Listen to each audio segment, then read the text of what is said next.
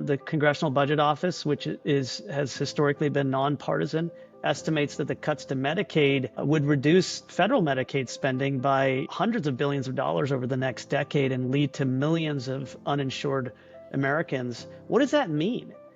It means that the woman that I took care of in my medical school days in North Carolina, who was 27 years old when I met her, and I met her in an operating theater because I was given a saw to saw off her leg because it had been infected because she had gone without care for her diabetes in the early 2000s. Why?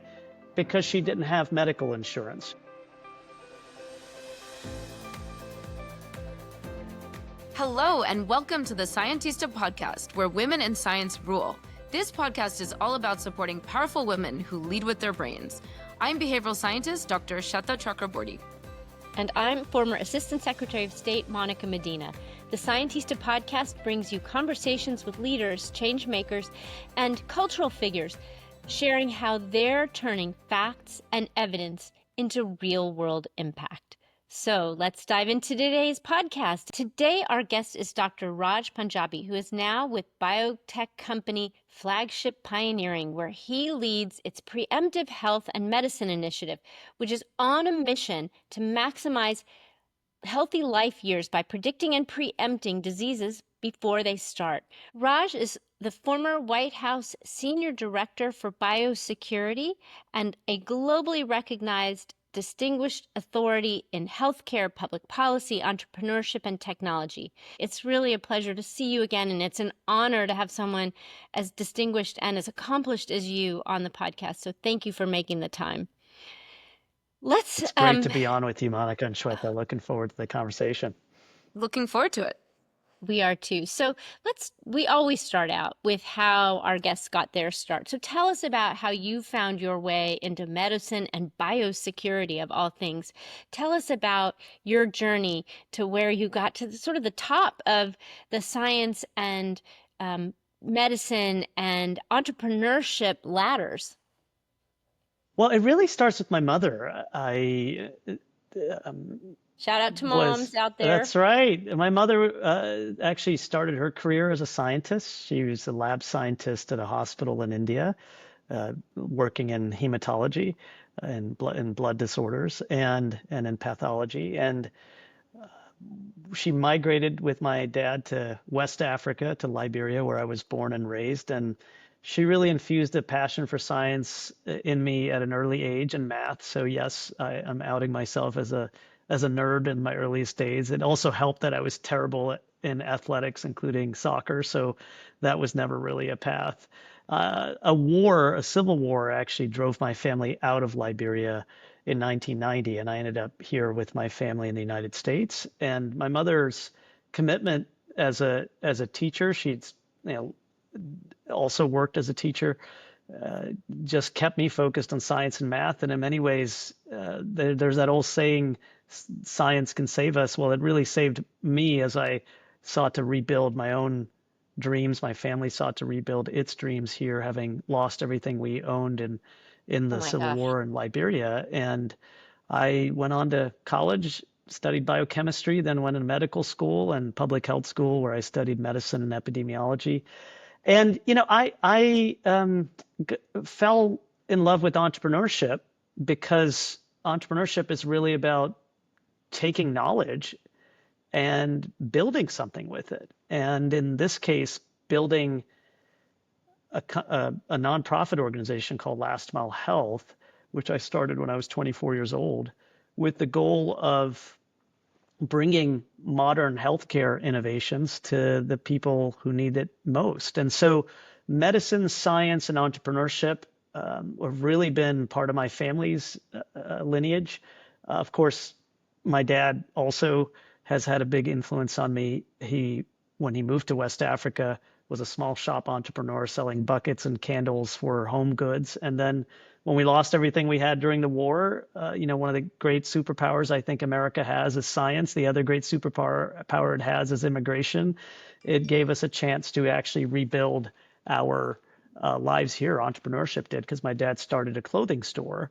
And believe it or not, my mother also worked in clothing and retail clothing. And the very suit jacket I'm wearing today as I sit and watch this podcast or talk to you on this podcast comes from their store. So that medicine, science, and entrepreneurship has been a huge part of my life and has trailed with me from medical school to seeing patients in the United States and globally, all the way through to the White House, where I had a chance most recently to work in the Situation Room at the National Security Council, helping the United States prevent and prepare for pandemics.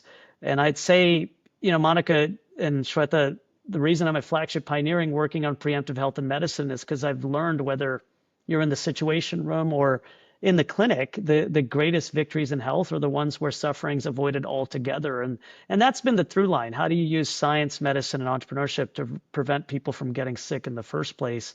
That's what preemptive health and medicine is about at Flagship. It's about creating companies that predict and preempt disease before people get sick. So that's, to me, is the origin and maybe the through line that I really give thanks to my parents for instilling in me. Yeah, what a great story. And thank you for opening with the preeminent scientist in your life, which is your mom. This is That's right. what we refer to as scientists, as women who lead with science and who then pass it along, to their friends, colleagues, communities, but ultimately their children. And so you're exemplifying all of these values of leading with science. And it's incredible to see that you've applied it from public sector and civil service to serving our country, to what you're doing now with Flagship Pioneering. It's a fantastic story. And thank you for sharing that journey.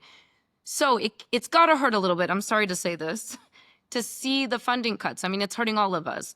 But what's happening right now in terms of this attack on science, all these cuts we're seeing to public health, what are you seeing from your vantage point? What are the impacts that you're thinking are going to come out of this? What can we expect to see when it comes to health, when it comes to private health, when it comes to, just really being able to be prepared for the next inevitable emerging and persistent disease? Talk to us about this a little bit.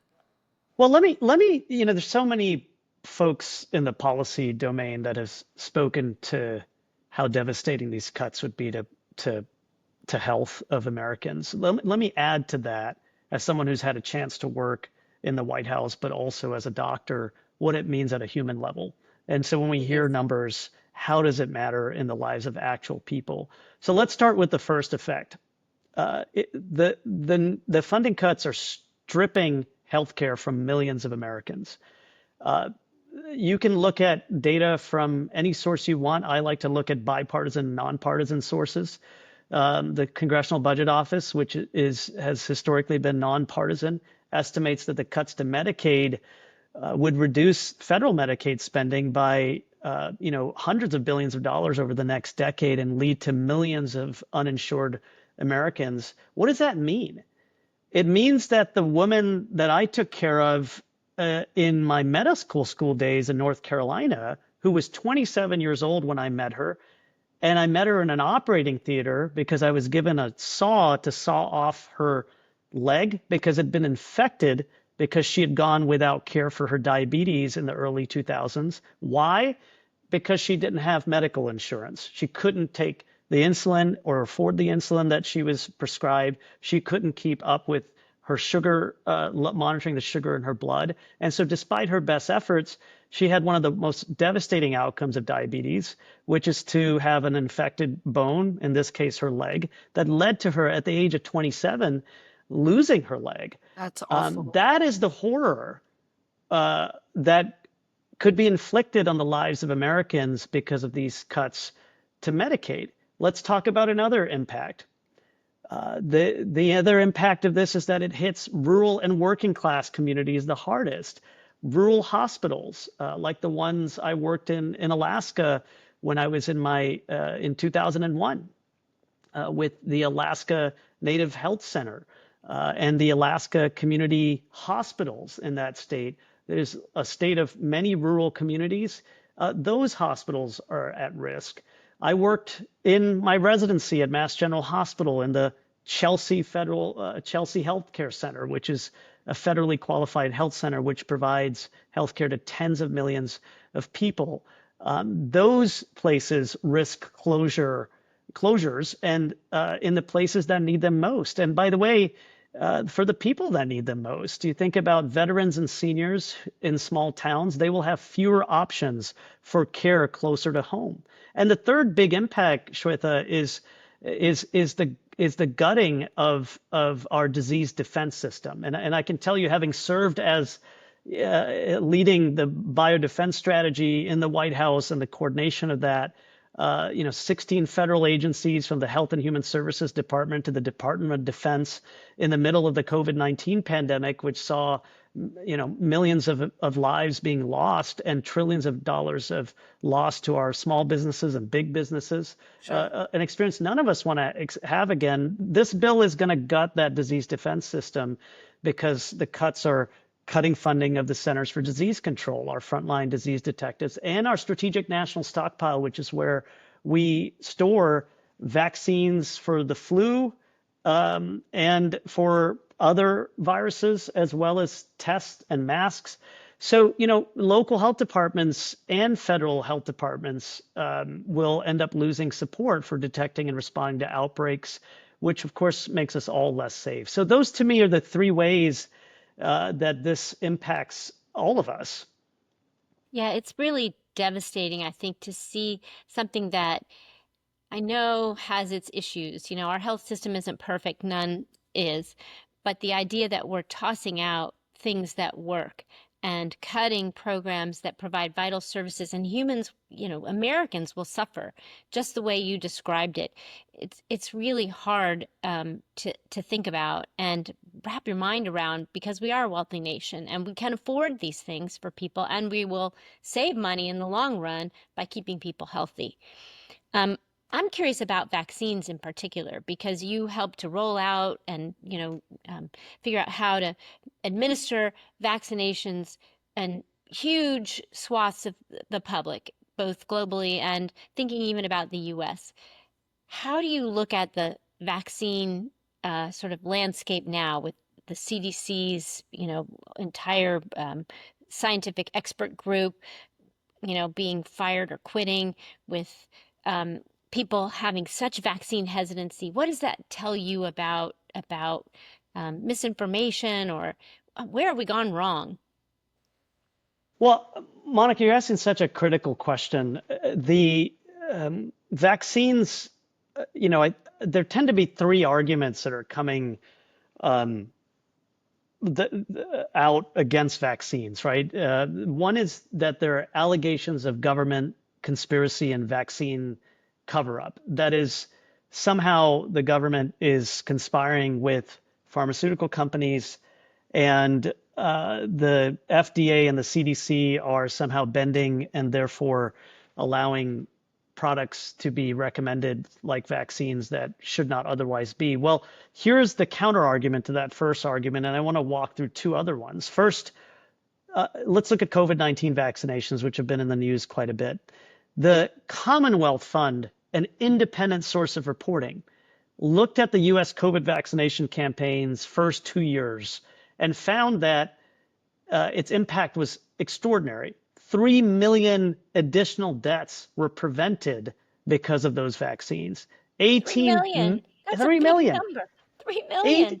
3 million American lives were saved in the first 2 years of those COVID-19 vaccinations. 18 million additional hospitalizations were prevented, and $1 trillion in medical costs were saved because of those unnecessary hospitalizations never having to have happened in the first place. So the idea that there's conspiracy and vaccine cover-up, that regulatory agencies like the FDA and the CDC would be in that conspiracy, is incorrect. Why? Because we have, first of all, experience that the vaccines, as I just demonstrated from a completely third-party source, that the vaccines are overwhelmingly safe. But we also know that there are adverse event monitoring systems that are shared, and the data from which are shared transparently with the public.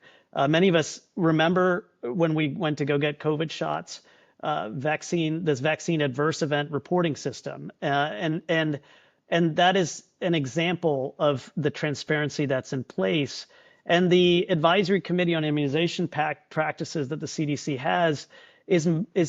has been to date made up of vaccine safety experts. If one has concerns about who's on that committee, expand the committee to include people with backgrounds in technologies like the ones that we're being exposed to. So that, Monica's sort of argument number one that's out there. The second is a misrepresentation of vaccine ingredients.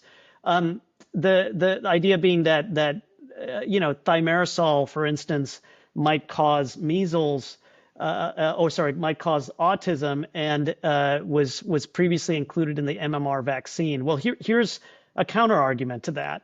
The form of mercury, thimerosal, that I mentioned was removed from childhood MMR vaccines years ago. And this year, we have the highest measles outbreak cases since 3 decades ago. So there's been no change during that period in the levels of autism, which have only increased over that time. So if you removed the assailant that's claimed here, and you still had autism levels go up, and then because of the false claims that were made, measles cases also went up because it scared enough people to not take the measles, mumps, and rubella vaccines or have their kids take it. We're having a lose-lose situation, not a win-win. And then the very last argument is the idea that the vaccine preventable diseases are more riskier to get than the vaccination that prevents them. And again, if you look at the COVID-19 data that I mentioned in the United States, or the data that many countries have documented, whether it's for COVID or for other vaccines, look at Gavi, which the Global Alliance for Vaccines, which the current administration has decided to pull out of. These have saved 1 billion lives, over 20 years. So there's just unrefutable evidence here and around the world that there's no false equivalence between vaccine risks and the diseases. The vaccinations tend to outweigh the risks of having the vaccine preventable disease in the first place. It says a lot that the American Academy of Pediatrics is suing the administration over their policies on vaccinations. I think it's the COVID vaccine in particular for women and pregnant women and children. It's just shocking. I can't imagine that they undertake something like that without real thought. We're going to keep on this trend of getting your insights in terms of what's going on currently, because obviously it's relevant, it's timely. This is what our audience is curious about, and we need to communicate real facts and real science. We need to counter the disinformation that is coming from the highest levels in this country at the moment. And so I want to get into what is going to happen now that PEPFAR and USAID are essentially gone, and the US is retreating from these types of global health programs that have helped really eradicate diseases and control diseases around the world. And that doesn't mean that the United States shouldn't care because it's not in our backyard. It's still all interconnected. And there's no better person to explain this connection, right? And why this is important for us to care about global health and these diseases that may not be in the United States, but are still impacting humans around the globe than you. And the reason for you being an expert on this, I've got to let our audience know who we're talking to here. You have been named one of Time 100's most influential people in the world. You've been named Time's 50 most influential people in healthcare, twice named Fortune's World's 50 greatest leaders. So you've got the street cred. You've definitely got everything that we require to hear some actual science and data around why this is so important. Let's talk about malaria as an example to start. Well, I had malaria as a kid, right? Wow, and I had it 3 times as a kid. It is a real disease that, by the way, in the early 1900s, including in World War II, was devastating the health of American soldiers in the South Pacific when we were trying to win that war. And other countries were preventing us from getting the ingredients needed to make the medicines to treat those soldiers. The CDC is based in Atlanta, Georgia, because the CDC, when it came into existence, and I had many of their staff under my, I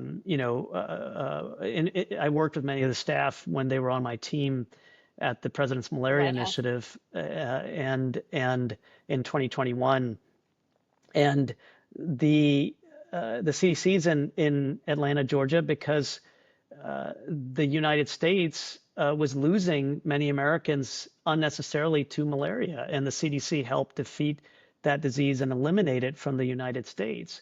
About 1 million Americans, it's written, go abroad every year to places in the world for summer vacation or otherwise that are still malaria endemic, where the disease still exists, and the disease claims the lives of one child every 2 minutes. We have now seen, just with that one disease, proposed cuts in the range of 60% to global health funding in general in the current president's budget for 2026.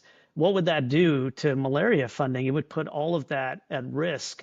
In fact, if you look at USAID global health funding writ large, USAID being the other key part of the president's malaria initiative with the State Department and CDC, there's, again, independent studies that have shown from the Lancet as recently as a few weeks ago that higher levels of USAID funding were associated with a 51% reduction in death. That translates to about 8 million deaths being prevented from malaria, a 65% reduction in mortality from HIV and AIDS. That means 25.5 million deaths were prevented because of that commitment. So that's what's at stake from a moral perspective and from a health perspective, which would be reason enough.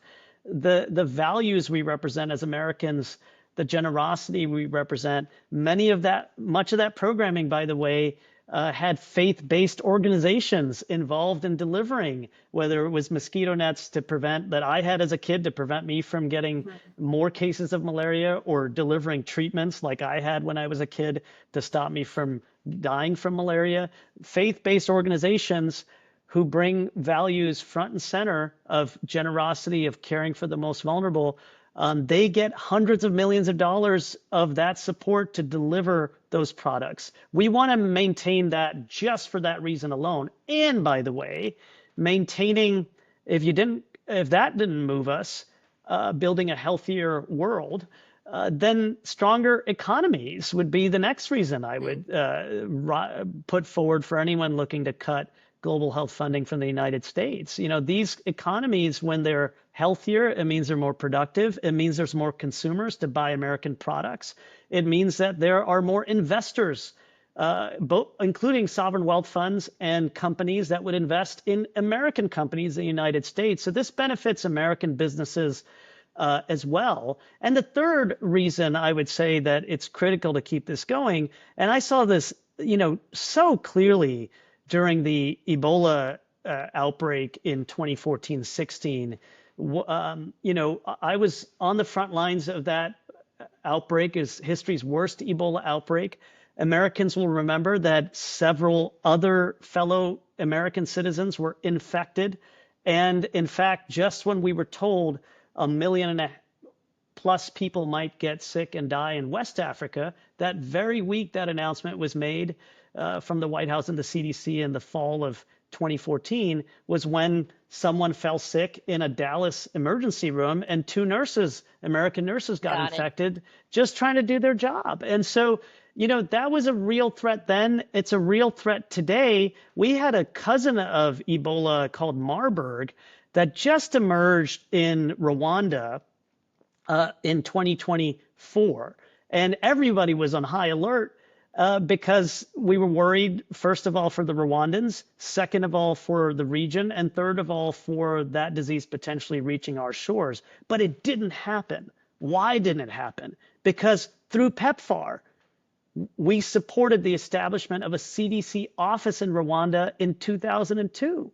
And since then, the CDC's worked with the Rwandans to strengthen their labs, to fight HIV, malaria, and other infectious diseases, including, it turned out, Marburg, which would have become an epidemic and potentially a pandemic threat. That their national reference lab reached the highest international standard for lab quality and competence because of the partnership with the CDC. And that lab is what made it possible to detect what had become the most serious outbreak of Marburg disease. As I mentioned, a cousin of Ebola is as deadly in the same range of Ebola. And because of the lab that was strengthened by PEPFAR support, Rwanda was equipped to contain the outbreak and prevent it from spreading to other countries, including America. So, the idea that protecting us means protecting only us needs to be debunked. A weakened U.S. response abroad makes Americans less safe at home.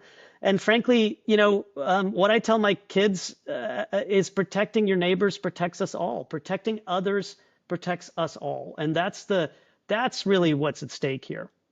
That's such a great way to think about it, too, because the cost is so minimal compared to what we gain in terms of global health, global goodwill from, American generosity and our own economic benefits, as you so well described it.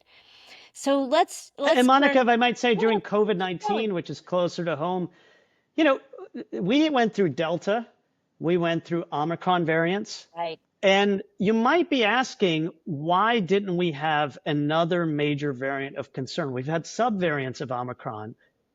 And one of those reasons is it may be because the US government, partnering with others like Gavi, made available ultimately hundreds of millions of vaccines to billions of vaccines because of United States support to low and middle income countries like Liberia, where I grew up, that otherwise would not have been able to access that vaccine.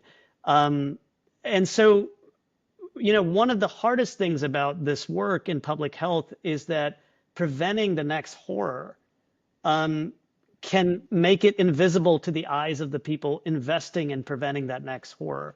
And one of the ways we've got to shift our mindsets is to remind ourselves that sometimes it's better to prevent a horror than it is to live through one. And that's worth investing in. And there's another piece to this question that I didn't ask that I just want to get in there too, which is where the private sector and the philanthropy communities can pick up where the federal government in the US is letting us down. So there's a lot of potential for private sector and biotech, for pharma companies, biotech companies to get engaged, get involved, do the partnerships with these various foundations. From your vantage point, how can they sort of fill that role right now? Well, I think what the private sector looks for the most is identifying smart investments. And they do that because their economic interests are at stake and they want to achieve a mission. In this case, biotech companies want to advance human health. And the reason they would want to step up in this moment, and some of them have, is because you see, companies that are creating new testing and treatment for HIV, for example, have now had massive reductions in people getting access to those that test and those treatments because the health workers aren't getting paid, or because there isn't a truck to take those tests and treatments out of a warehouse to get to a rural community or to the town center to bring it to people directly. And so there's investment that doesn't become smart, but becomes wasted and ultimately impacts their bottom line. So yes, private sector needs to step up, philanthropy needs to step up, but let's be clear, without the US government's engagement, none of those alone can fill a hole. And what they can do is leverage the US government funding to make it more efficient, to make it more effective, to make it more results driven. And, the US already has great examples of having done that with groups like the Global Fund for AIDS, tuberculosis, and malaria, which has helped save over 60 million lives in a private-public partnership with many of the private companies and private institutions, there being philanthropies and American philanthropies and American companies who are essentially taking dollars and turning them into incredible results. So it's not like we don't have examples of how to make things more efficient, we do, and we should learn from those, and yes, make things even more efficient, more results driven. But to say that none of it's been results driven or somehow these are criminal operations as has been claimed is just factually incorrect. Yeah, it leads people to have a loss of faith in government and in science, and it's tragic because those are real lives that we were saving and we won't be saving in the future. And again, human suffering that doesn't need to happen. So, but thinking about prevention, and let's go to something a little more hopeful and optimistic, which is your current work at Pioneering. Tell us about how you came to focus now on preventive and preemptive health and medicine. What um, what do you think are the keys to that? I mean, obviously good diet, exercise, all of that, but where in the healthcare space can the the current system get ahead? And what are the innovations out there that we should really be excited about and hopeful about? Well, for much of our history, Monica, we've reacted to illness. We wait until symptoms emerge, until an infection takes hold, or until a heart attack strikes, or until cancer grows large enough to detect, until memory loss signals dementia, and then we act. And we can flip the script, it turns out, if we can keep up our investments in science and technology, which of course also have been put at risk in this and cut at this moment. If we keep up our investments, here's what's possible. We can shift from that reactive way we've designed medicine and health to a preemptive health and medicine. That is ability to extend our healthy life years, to live longer, better, by predicting and preempting disease before it starts. And you might ask, how can we do that? Well, it's because the United States for decades has made investments in computational sciences that's led to this revolution in artificial intelligence and machine learning, and concurrently has made investments for decades in being the biological scientific superpower on Earth. And I, as in working for President Biden, saw we rolled out the president's executive order on biotechnology innovation, biotechnology and biomanufacturing innovation, and Yeah. we were rolling that out in the fall of 2022 because we're seeing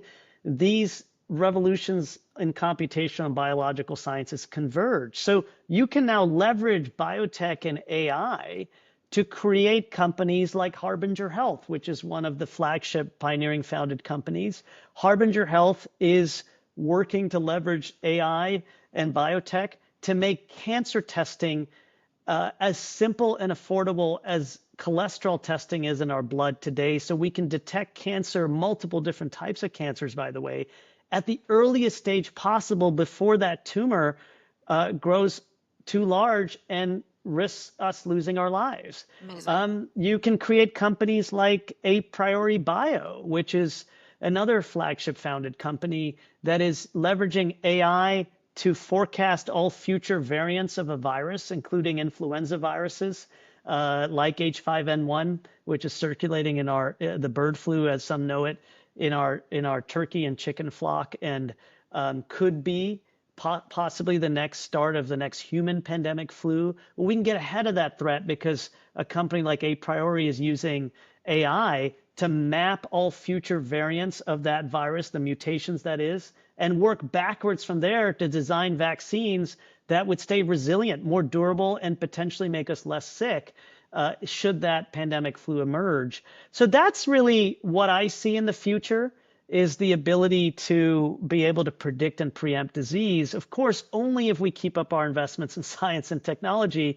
If we lose that, not only will we lose that promise for everyone, which is a promise to each of us, to our sick relatives today, those who may become sick tomorrow, but it also leads to a situation where, and I really worry about this as someone who's been on the medical faculty at Harvard for many years and has seen, if there's one thing you could count on growing up, and I mentioned my mother inspired me to go into science and medicine, is that people could see a future career in that space. I think what's been unspoken in this moment with the cuts to, say, university funding from the NIH is that you're now deterring a generation of scientists who would create the next cures to cancer, who would create the next, cures to Alzheimer's. And you know where they're going? They're going to other countries. They're going to Europe. They're going to China. That would be an irrevocable loss for us. It would take decades to change that back around, and that would be to the loss of each of our own family members in the end, because it would put us at greater risk of getting sick and not being able to do something about it. And you really see so much great promise with these technologies. You think we can bring them to market and scale them if we just keep going. I do, and I think companies like Harbinger Health and A Priori give me hope, and so do companies like again, I'm just speaking from my experience at Flagship Pioneering, Etiome, which we just unveiled, Monica, a few weeks ago, and an Etiome is a portmanteau, which is my new favorite French word, a fusion word, in other words, between etiology and omics. And omics is the study of down to single cell DNA, RNA, and proteins. And etiology is the study of the cause of disease. And so you can imagine a company called Etiome is doing what it's intended to do, which is using AI to forecast when we might get sick and whether we have silent versions of diseases like fatty liver disease and potentially Alzheimer's, and then develop medicines to help us before we ever develop symptoms of those diseases. Had we designed medicine in 1918, when science and medicine became fused together, when medical schools like Harvard became scientific powerhouses following the last major massive pandemic, the flu pandemic of 1918, when the NIH emerged as to support that integration of science and medicine. Had we had the tech we have today back then 100 years ago, the last 100 years of medicine, I don't think would have waited for as many people to get sick before we acted. Sure. We would have stopped people from getting sick in the first place because we would have been able to see the disease coming with the tools we have. And therefore, that becomes our potential future if we choose to go after it. It's all about preventative medicine and investing in that and seeing the benefits of that. But we have got to convince the government. Well, and let me say on that, Shweta, if there's bipartisan support for anything still in this world and cross-partisan support, it's for the idea that anything that might reasonably reduce our cost of healthcare, Right. that especially unnecessary costs, is worth doing.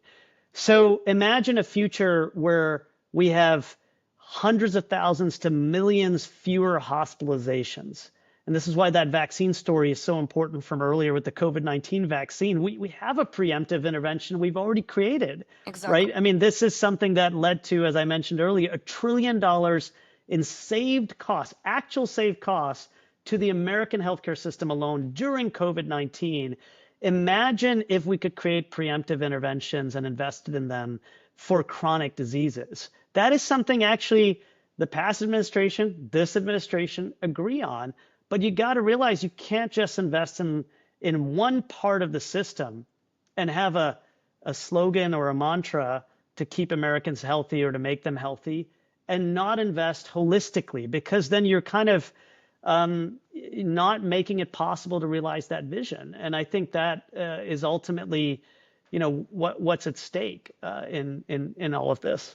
Yeah, this has been a fascinating look at both where we've come from, where we are, and where we could be if we just keep going, if we just don't get discouraged by the current state of affairs.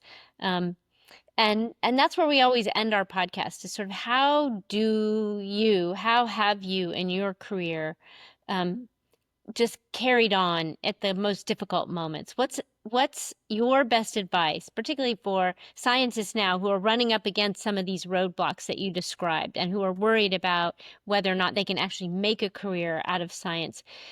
How do you advise them in this moment, particularly thinking as an entrepreneur and someone who's looking to help grow companies and kind of balancing between having a career in medicine or having a career in business? How would you advise scientistas to look at this moment? Well, I would say embrace uncertainty, which is something our founder and CEO Nubar Afian has infused into the culture of flagship pioneering over the last 25 years, and that comes naturally to scientists because we're essentially do science. Science is not knowledge; it's the pursuit of knowledge, right? How do we pursue that knowledge? We generate hypotheses, what if questions, and we essentially are embracing uncertainty, and that really to me, and perhaps another way to say it is the way my father taught me when we were fleeing the civil war in Liberia and had lost everything and had to rebuild our lives here in America. And the saying he would, you know, repeat again and again throughout my childhood, which to be honest, I found annoying as a teenager, but now have come back. It's one of those things you hear again when you're older at Thanksgiving and you realize, oh, my parents had a great pearl of wisdom. Well, my dad's pearl of wisdom actually came from a West African novel of the title, No Condition is Permanent. And no condition is permanent is the idea that we can't always choose the conditions we face, but we can always choose how we respond to them. And I think even in this moment, in fact, maybe in this very moment, we can choose how we will respond. And I think as scientists, scientistas, you again would be that group that lives the work of embracing uncertainty every day in the lab to embody the idea of no condition is permanent and that might mean you stay in science. It might mean you start a company to raise capital to go take your idea, regardless of what's happening, and turn it into something that makes a difference. Or you go into public service and politics. I mean, what more important time than now for us to have cross-partisan, science-minded leaders who can infuse the halls of Congress or the executive branch, whether it's at the federal level, state level, or local level. We need that now more than ever. Dr. Raj Panjabi, thank you so much. It was a fascinating conversation. We know our scientistas are tuning in and truly appreciating your insights. So we want to thank you. We want to thank all of those listening in to the Scientista podcast. If you've enjoyed this episode, help others discover it by leaving us a review on Spotify or Apple Podcasts and tell a friend. We really appreciate your support. And you can always find us at Scientista World for more stories, updates, and ways to get involved. Thank you again for listening, and thank you, Raj, for a fascinating conversation. Thank you.